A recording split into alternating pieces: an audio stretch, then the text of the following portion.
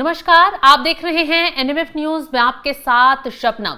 क्या भारत, रूस और चीन एक साथ आ रहे हैं और अमेरिका की मुश्किलें बढ़ा रहे हैं? ये खबर तब सामने आई है जब रूस के उप विदेश मंत्री की तरफ से एक बड़ा बयान सामने आया और उनकी तरफ से साफ कहा गया कि आरआईसी को फिर से आगे बढ़ाने के लिए बातचीत की जा रही है और इसमें भारत को लेकर आगे का फैसला संभव लग रहा है। अगर ऐसे में चीन, रूस और भारत अगर एक साथ आ जाते हैं, यानी कि आरआईसी ये गठबंधन अगर मजबूती के साथ खड़ा हो जाता है, तो कहीं ना कहीं डोनाल्ड ट्रंप उनकी मुश्किलें खड़ी हो जाएंगी। खासकर ऐसे समय पे जब लगातार डोनाल्ड ट्रंप की तरफ से रूस के साथ व्यापार करने वाले, रूस के साथ सहयोग बढ़ाने वाले और रूस के साथ दोस्ती रखने वाले देशों को लगातार धमकी दी जा रही है। तो ऐसे में जो रूस की तरफ से कदम उठाया गया है भारत चीन को एक साथ लाने के लिए, वो कहीं ना कहीं डोनाल्ड ट्रंप के लिए मुश्किलों भरा होगा। वो कैसे, वो बताएंगे आगे, लेकिन पूरा मामला क्या है ग्राफिक्स के जरिए पूरा आपको समझाते हैं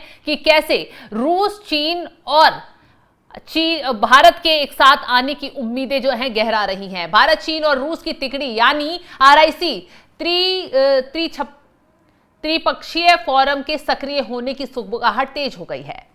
ऐसे में अब कहा जा रहा है मॉस्को ने इस पहल की शुरुआत की है और चीन ने तुरंत इसे स्वीकारना भी शुरू कर दिया है। मॉस्को ने इसकी शुरुआत कर दी है और चीन ने इस पर सहमति भी जता दी है और चीन की तरफ से बयान आने भी शुरू हो गए हैं। तेल आयात और व्यापार पर पश्चिम से तनातनी के बीच भारत एक नाजुक संतुलन बनाने की कोशिश में है, क्योंकि भारत का व्यापार रूस के साथ बहुत ज्यादा होता है। भारत ने रूस और चीन के साथ त्रिपक्षीय वार्ता को पुनर्जीवित करने का संकेत दे दिया है। तो ऐसे में आरआईसी के पीछे की हलचल का बड़ा कारण पश्चिम से मिली हालिया धमकी है, क्योंकि लगातार जिस तरीके से वाशिंगटन की धमकियां सामने आ रही थी, बिल पास किए जा रहे थे, बिल को मंजूरी दी जा रही थी कि जो लोग, जो देश, जो दोस्त रूस से दोस्ती रखकर उसके साथ व्यापार आगे बढ़ाएंगे, उनके खिलाफ प्रतिबंध लगा दिए जाएंगे। उनके खिलाफ जो है बड़े से बड़े जो टैरिफ है वो लगा दिया जाएगा। 500% टैरिफ लगाने तक की धमकी दी गई ट्रंप प्रशासन की तरफ से।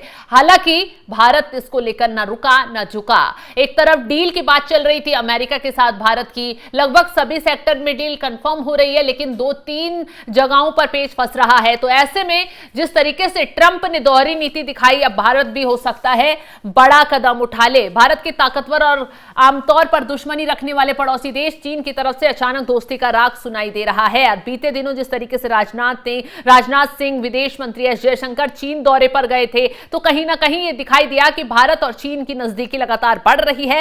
हालांकि बस विवाद जो है वो सीमा विवाद पर उलझा हुआ है, उस पर भी बातचीत के लिए चीन आगे कदम बढ़ाता हुआ दिखाई दे रहा है। और भारत ने क्लियर कर दिया है कि अगर चीन आतंकवाद का सपोर्ट करने वाले पाकिस्तान का साथ छोड़ दे, आतंकवाद पर उसे जो है खरी खोटी सुनाए, तो भारत जो है चीन के साथ रिश्ते सुधारने के लिए पूरी तरीके से तैयार है। भारत की तरफ से शर्तें सिर्फ यही रखी गई हैं कि वो आतंक को कभी सपोर्ट नहीं करेगा और जो आतंकी देश है उसका साथ चीन को छोड़ना पड़ेगा। तो ऐसे में चीन से लगभग चीजों पर बात आगे चल ही रही है और यहां पॉजिटिव रिस्पॉन्स भी आता दिख रहा है। अब चीन जो है वो झुकता है या नहीं, ये देखने वाली बात होगी। और इसके साथ एक न्योता भी जो लगभग असंभव काम है, भारत, रूस, चीन आरआईसी के पुराने गठबंधन को दोबारा शुरू करने का प्रस्ताव, वो अब कहीं ना कहीं अमलीजामा पहनाता हुआ नजर आ रहा है। भारत अभी भी अमेरिका, ऑस्ट्रेलिया और जापान के साथ बने क्वाड समूह का हिस्सा है, लेकिन उस क्वाड के इतर ही भारत को आरआईसी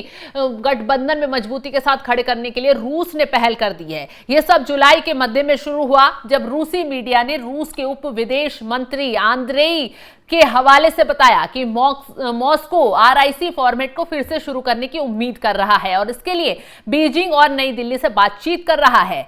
उनकी तरफ से ये कहा गया, ये मुद्दा हमारी बातचीत में आता है। हम चाहते हैं कि ये फॉर्मेट फिर से सक्रिय हो, क्योंकि ये तीनों देश हमारे महत्वपूर्ण साझेदार हैं और ब्रिक्स के संस्थापक भी हैं।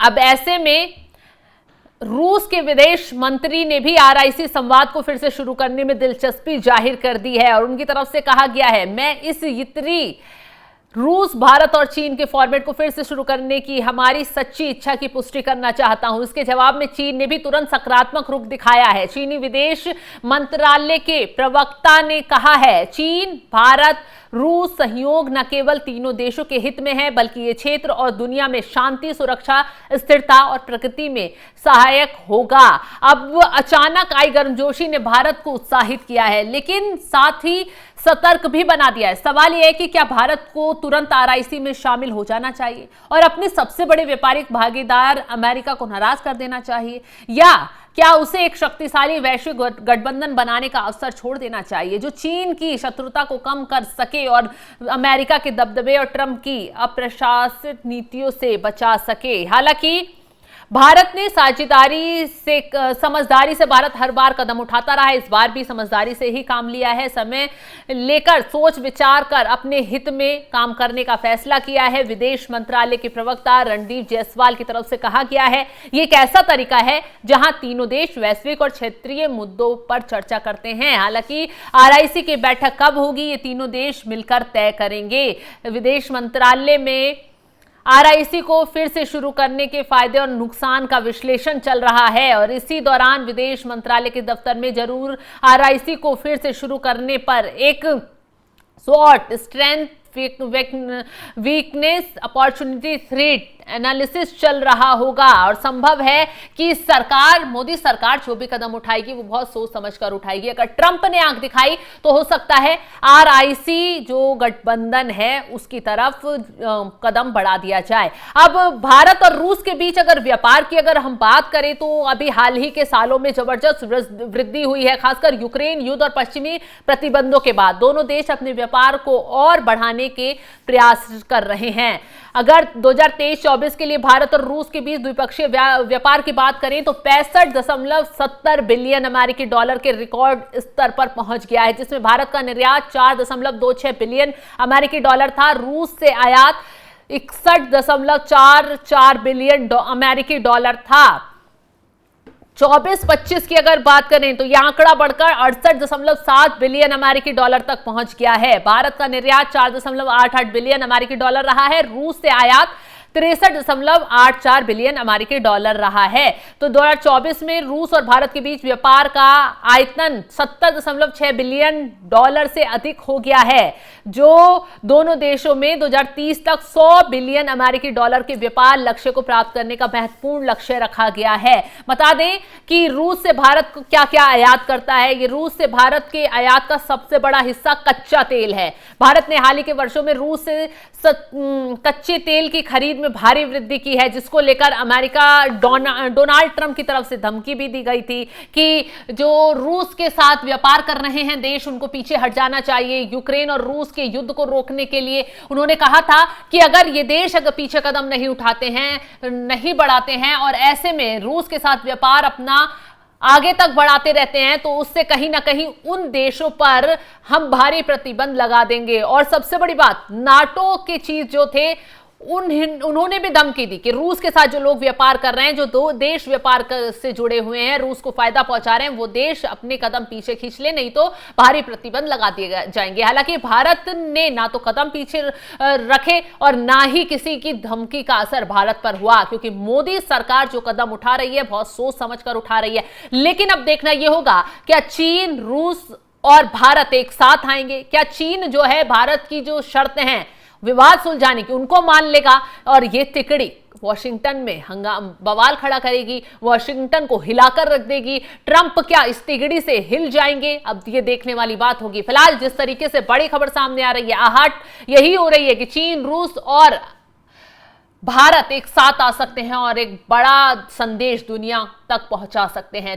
तीनों ताकतवर देश हैं और कहीं ना कहीं इससे अमेरिका पर बुरा असर पड़ता हुआ दिखाई देगा। फिलहाल इस खबर को लेकर आप क्या राय रखते हैं, कमेंट बॉक्स में अपनी राय जरूर बताइएगा और तमाम बड़ी खबरों के लिए आप हमारे साथ जुड़े रहें। नमस्कार।